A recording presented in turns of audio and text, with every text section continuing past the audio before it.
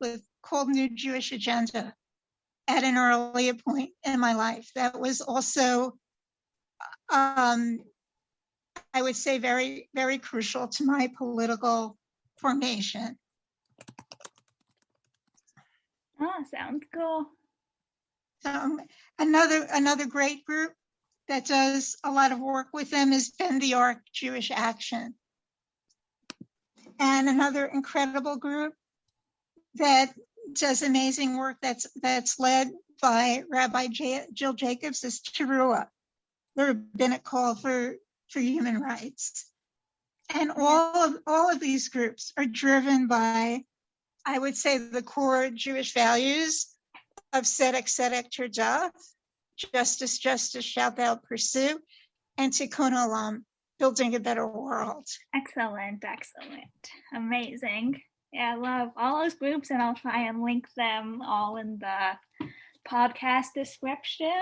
And I'll also add Respectability. I think they're headquartered around in California. Pretty sure they're headquartered in California, and they do a lot of stuff on disability with they work in the Jewish community and in Hollywood and in legislation and all that stuff. And right. So I'm gonna see now. I'm on the website. I want to see if I can find the section of the website that deals with partners and coalitions, just to give your listeners a sense of the range of organizations that I work with. And I'm going to also read a brief paragraph about the rationale that they have behind the emphasis that they place on partners and coalitions, because this is relationship building.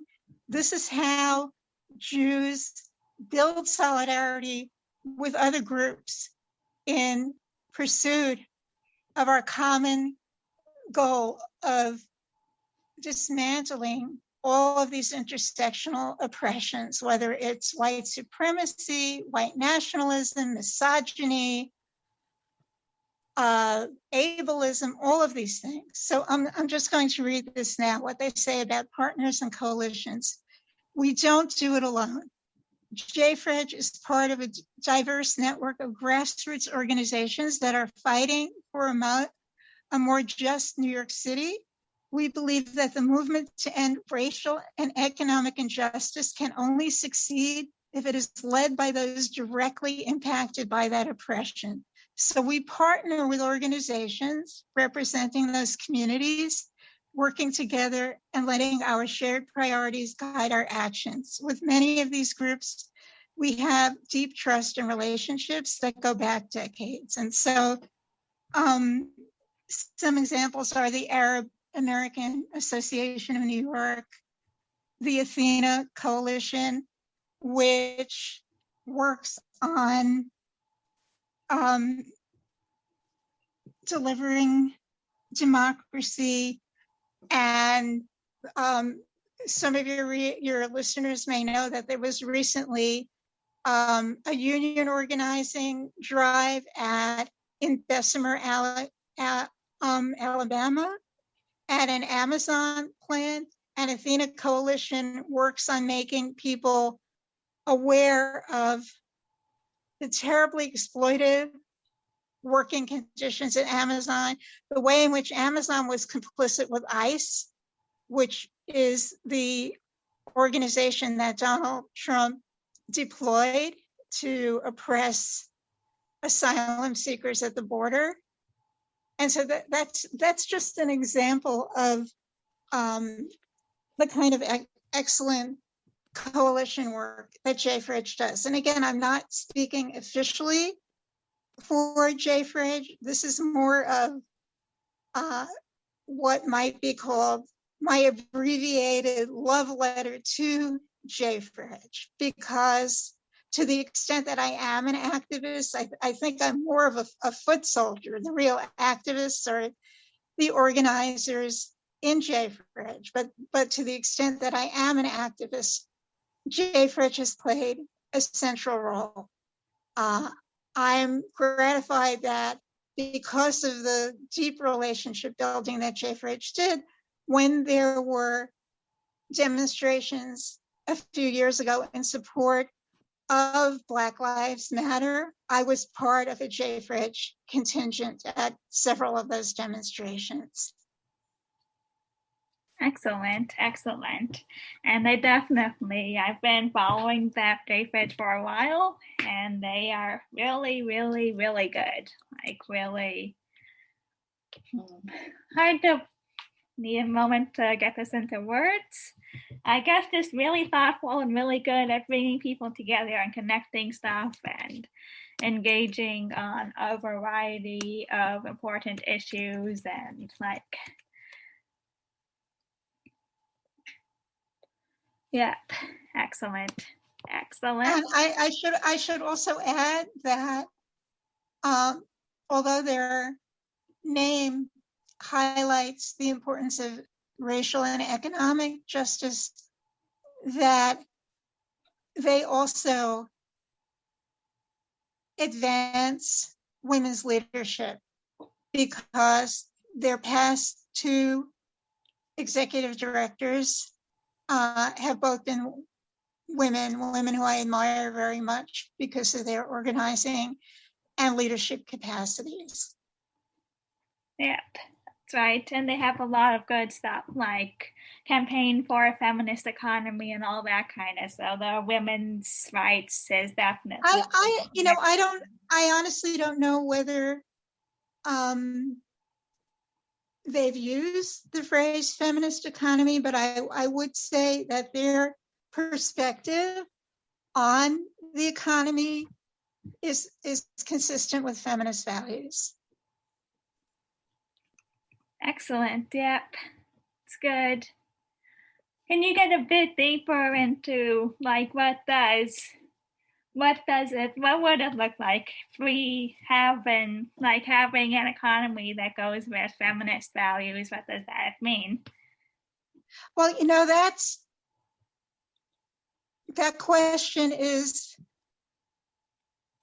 another component of how I got from there to here, because in my 20s, a very burning question for me, and this is very historically specific to the history of second wave feminism. I don't think this plays out as much in whatever wave of feminism we're in now, but at that time in my life, a very intense question for me was whether or not I was a radical feminist or a socialist feminist. And I became a socialist feminist, that is someone who is both an anti-racist Jewish feminist and a democratic socialist, largely through the influence of Michael Harrington. And Michael Harrington was involved with an organization called the League for Industrial Democracy that eventually morphed into the Democratic Socialist Organizing Committee, or DSOC, and then became Democratic Socialists of America.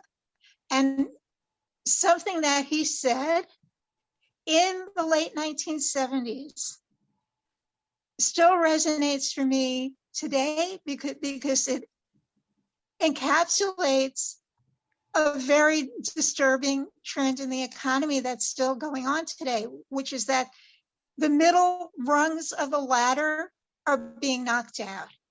It is harder and harder for working people to sustain anything that resembles middle class status. And the economy is becoming more and more hierarchical and polarized. And the pandemic intensified that. The pandemic intensified unemployment. It certainly made it more difficult for women, especially women with children, to stay in the paid workforce. And that had an especially disproportionate impact on Black women and other women of color, but I think it hurt all women. And it intensified neoliberal trends in the economy that had already been there. And by neoliberalism, I mean there's a whole complicated literature on this, and I'm not an economist, but as I understand it, neoliberalism is an economic tendency where there might be a veneer, a kind of superficial veneer of liberalism when it comes to issues like supporting gay marriage, supporting a kind of superficial or technical equality for women, but at the same time, deregulating the economy, deregulating how financial markets and how the securities industry works to such a dangerous degree that it destabilizes the economy and it creates millionaires and billionaires like Jeff Bezos of Amazon, but it also creates a lot of poverty.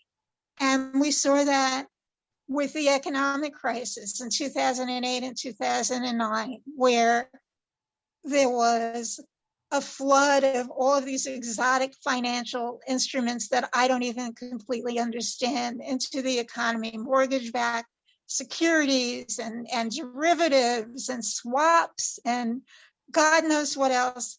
And at that time, it created a housing crisis that again disproportionately hit Black people and other people of color, but it wasn't good for white people either. A lot of people lost their homes.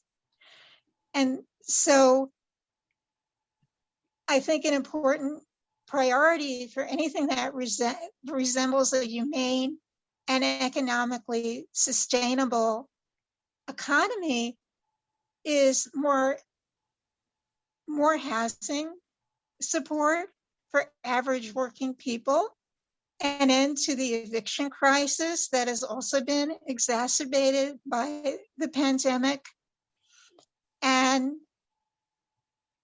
the kind of approach that Elizabeth Warren has offered.